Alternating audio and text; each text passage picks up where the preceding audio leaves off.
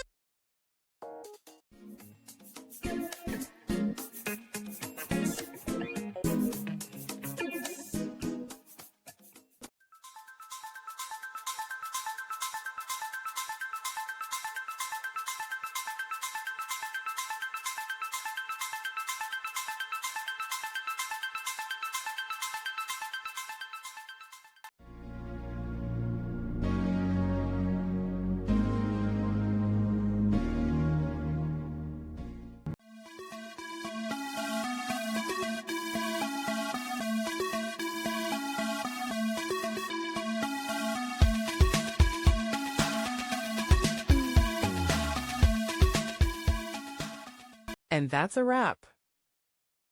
I hope you found the answer you were looking for. If you did, take a second to hit that subscribe button. It really helps out. And let me know in the comments which solution worked best for you. See you next time in the Debug Zone.